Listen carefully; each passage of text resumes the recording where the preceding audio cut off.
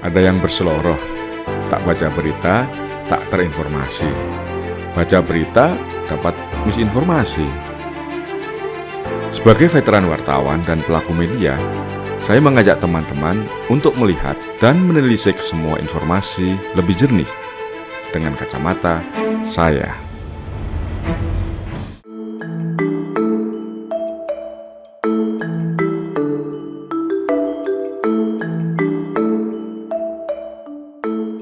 Selamat pagi Ndoro. Selamat pagi Ketemu Wika. lagi. Iya, ketemu lagi Akhirnya kita setelah syuting lagi kemarin, sekarang syuting lagi. Outdoor lagi ya? Outdoor lagi dong, biar seru gitu kan. Nah, Nur, hari ini tuh pengen ngobrol sih. Lagi-lagi tentunya tentang media ya. Aku tuh beberapa hari ini tuh merhatiin gitu. Kayak kalau ngobrol di media sekarang gitu, membaca media juga gitu, mencari informasi kok rasa-rasanya tuh sekarang banyak pendapat yang akhirnya dikekang juga gitu. Maksudnya kebebasan pendapat juga Dibatasi. sekarang rasanya tuh kayak terbatas gitu. Di media sosial juga nge-tweet apa pasti ada aja tuh yang ini nggak gini nggak gitu gitu. Bahkan diawasi juga, aku ngerasa diawasi gitu. Sebenarnya aku tuh mulai kepikiran dan mulai merenung gitu ya. Di era yang sekarang sebenarnya sudah berkembang, ternyata pendapat kan masih tetap terasa dibatasi. Nah, Ndoro kan udah lama nih di dunia media gitu. Sebenarnya ada perbedaan nggak sih, Ndoro? Apakah memang sebenarnya dulu malah sebenarnya media lebih bebas, atau sebenarnya kayak gimana dinamikanya yang akhirnya bergerak gitu di media sampai saat ini? Boleh cerita nggak, Nur?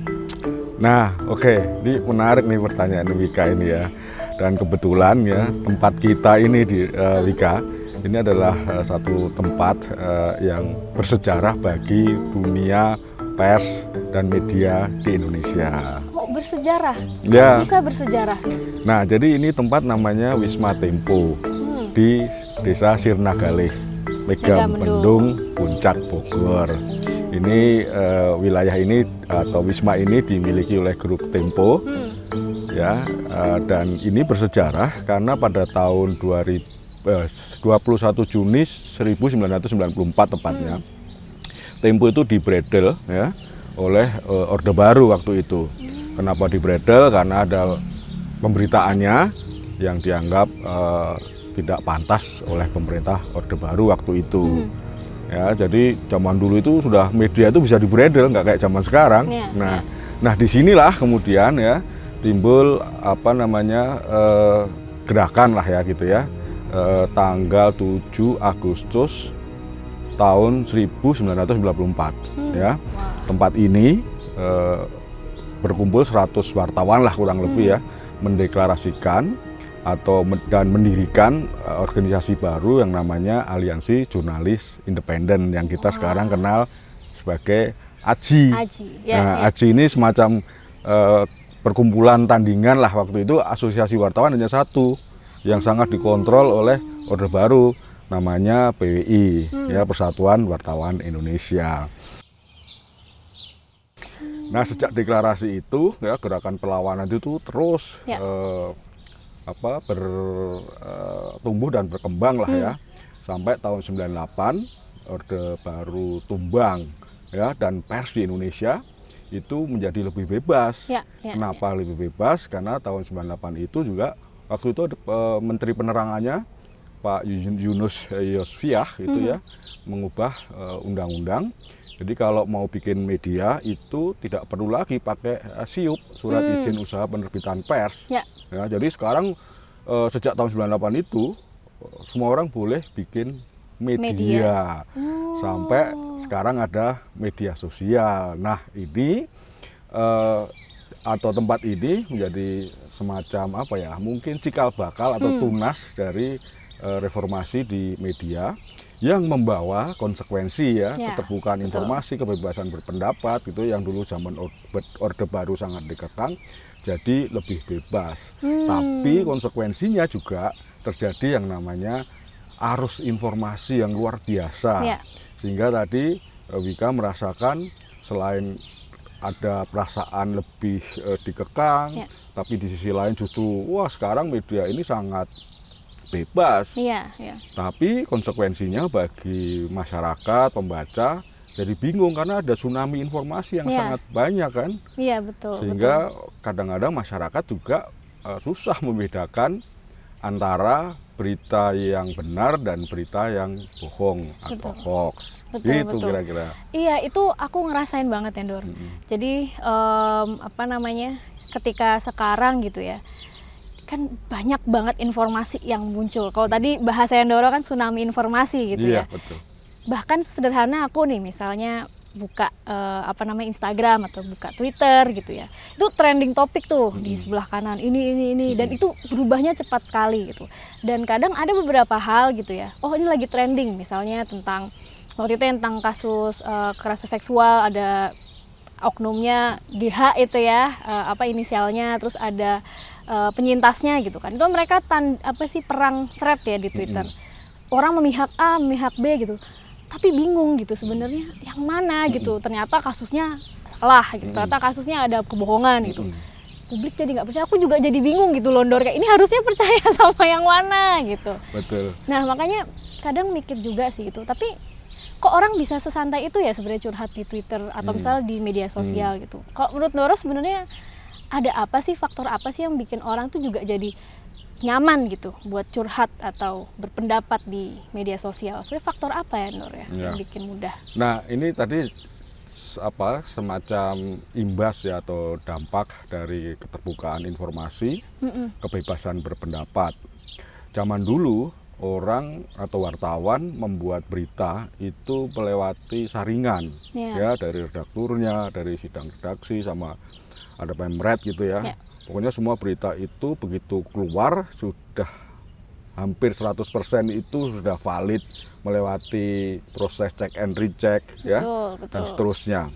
Sekarang ya karena perubahan era ya dan setelah 98 itu keran informasi dibuka, orang bisa menjadi media di media sosial kan. Kan orang kadang-kadang sekarang ini kan bisa membuat berita sendiri ya. Iya, benar.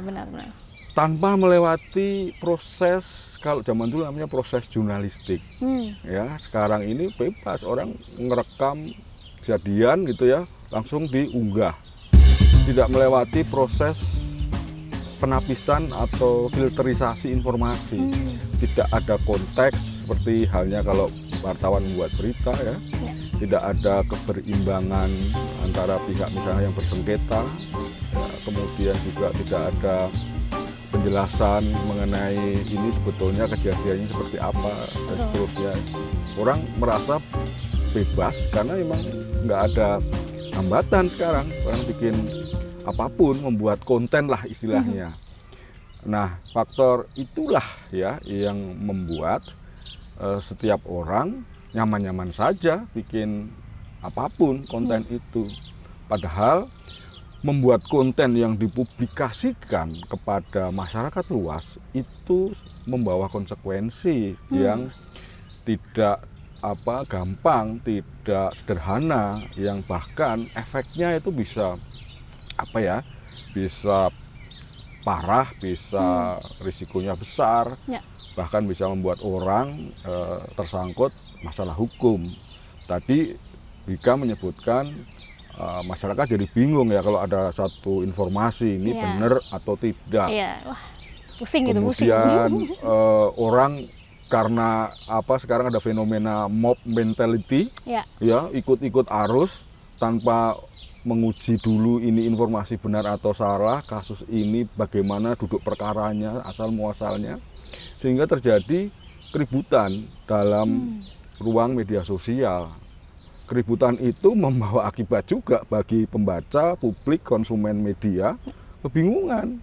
Karena mereka juga tidak punya kesempatan untuk verifikasi, tidak semuanya punya akses yang sama terhadap informasi, dan sebagainya.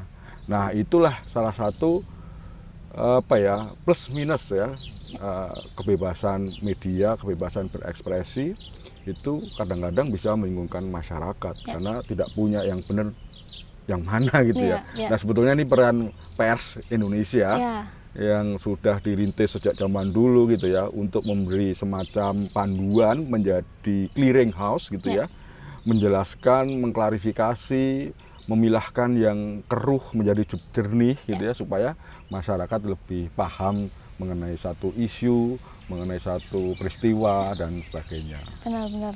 Dan memang berarti sebenarnya kalau kita mencoba merunut dinamika media juga gitu ya. Tadi kan Doro sempat bilang di awal gitu ya. Awalnya ya dulu tuh sangat dikekang bahkan sampai dibredel. Terus kemudian sekarang tuh sebenarnya bebas berpendapat.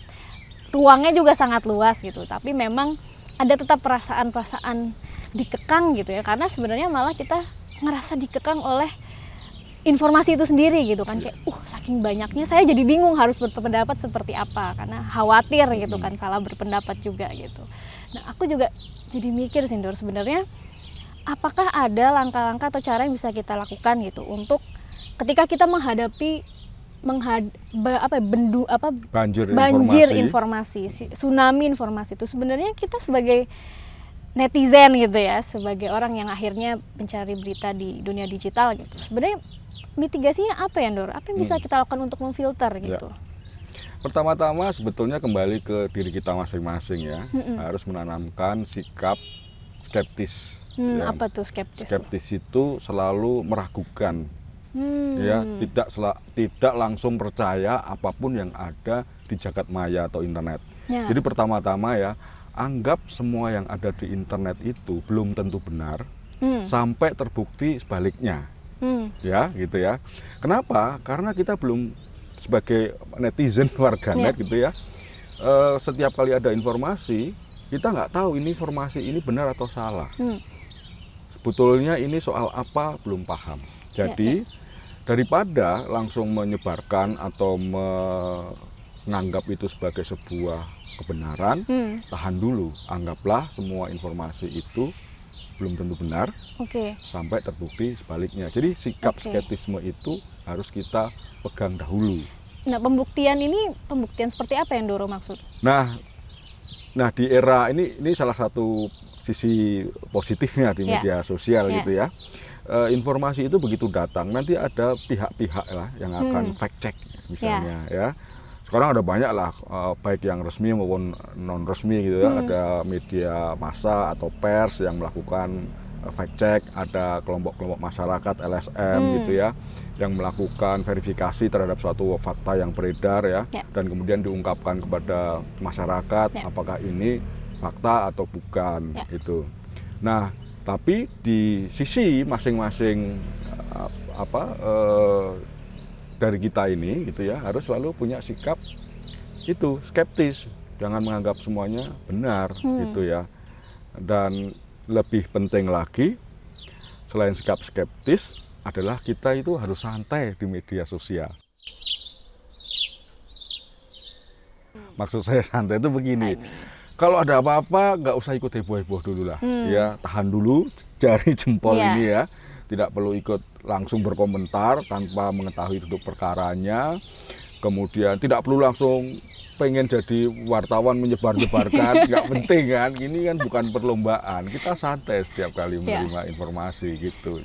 Semua orang tuh kadang mendadak jadi expert gitu ya, Ndor. Iya, jadi tidak hanya ahli jadi banget. Expert, tapi juga kayak perlombaan untuk pertama kali menyiarkan, menyebarkan gitu ya. Padahal informasi itu belum tentu baik disebarkan gitu. Betul.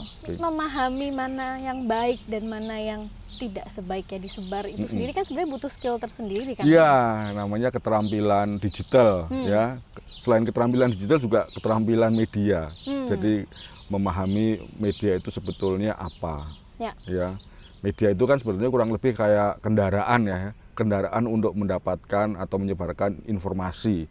Sekarang kendaraan itu macam-macam, ya ada media cetak, ada media elektronik, televisi, radio, ada media sosial juga, gitu. Nah, selain itu perlu dipahami juga karakteristik media-media itu sebetulnya apa gitu. Pers itu berarti ada sekumpulan orang yang mengumpulkan informasi, memverifikasi, menelaah, menguji, kemudian mengedit, menulis beritanya baru disebarkan. Sementara kalau yang di media itu nggak pakai proses seperti itu. Jadi masyarakat harus membedakan, oh ini informasi yang sudah melewati verifikasi atau belum, ya kan?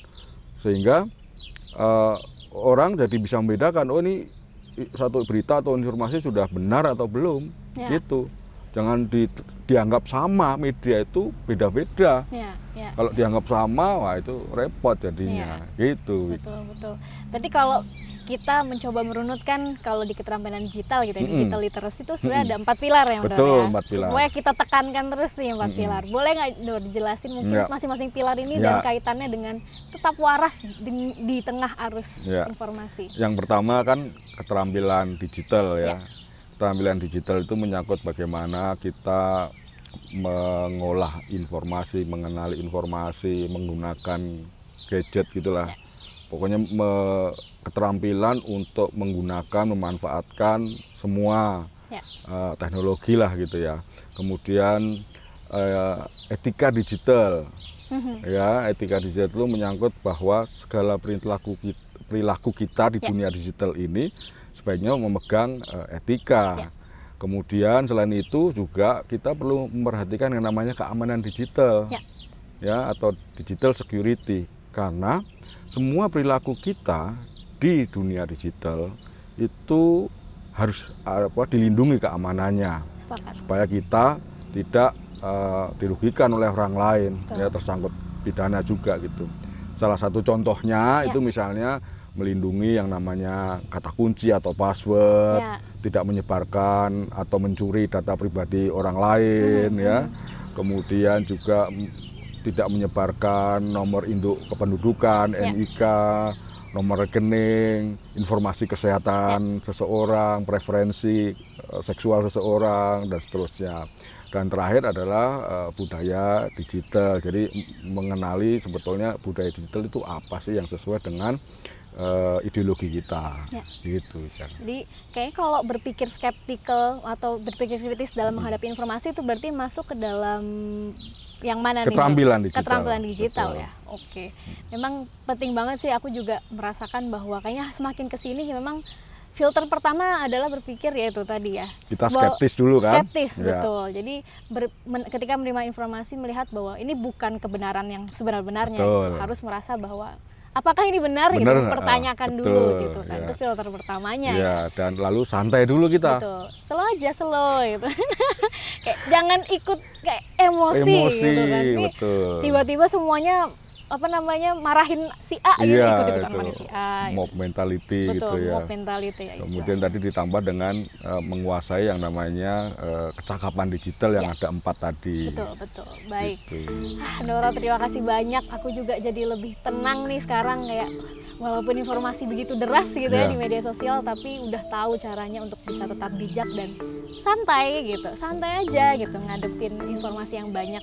Jangan sampai terjebak di emosi semata gitu ya, Dor ya. Terima kasih banyak Doro, sungguh mencerahkan, menjernihkan. Kita ngobrol lagi nanti ya, Dor ya. Tetap di Kacamata Doro. Kita ngobrol lagi nanti di episode selanjutnya. Oke. Thank you Doro, terima kasih.